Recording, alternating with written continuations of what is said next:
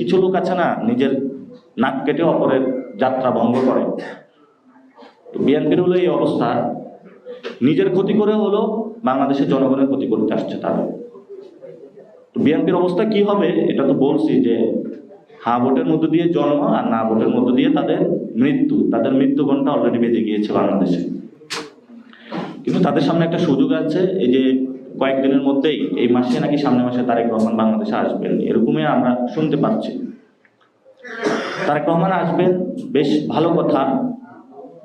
কিন্তু আমি আরো ওনারা যখন 2001 থেকে 6 পর্যন্ত ক্ষমতায় ছিলেন, চ্যানেল ওয়ানে একটা সাক্ষাৎকার দেখেছিলাম, যে তারেক রহমানকে বলেছিলেন যে আপনি কিভাবে বাংলাদেশটা গঠন করতে চান, ওনার আদর্শকে।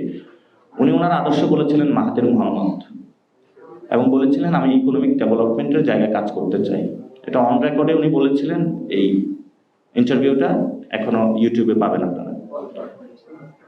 তো এখন উনি আমাদের এখন পলিটিক্যাল ক্রাইসিসটা অনেক বড়, ইকোনমিক ক্রাইসিস যেমন রয়েছে, আর আমরা মনে করি যে বিএনপির যেই ইকোনমিক পলিসি, এই পলিসি দিয়ে আসলে তারা ইকোনমিক থেকে যেই চ্যালেঞ্জগুলো রয়েছে বাংলাদেশকে উত্তরণ করা সম্ভব না, এবং তাদের পলিটিক্যাল জায়গা থেকে তারা উত্তরণ করা সম্ভব না। আর বিএনপির যদি জোর জবরদস্তি করে, মানে ইউনুসের সাথে ডিল করে, লন্ডনে তো একটা ডিল হয়েছিল, আবারই বাংলাদেশে হলো ওই ডিলের নতুনভাবে আবারই সেই ডিলকে চুক্তি নবায়ন করে যদি তারা ক্ষমতায় যায়, বাংলাদেশে তাদের এনসিপির হাতে তাদের পতন হবে আবার।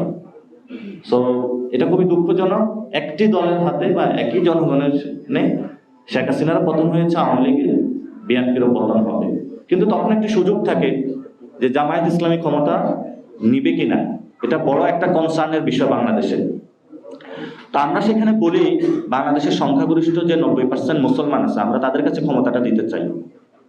এই রেসপন্সিবিলিটি নিয়ে এখানে যারা আমাদের হিন্দু ভাইরা রয়েছে তাদেরকে আমরা শান্তিতে থাকতে দিব।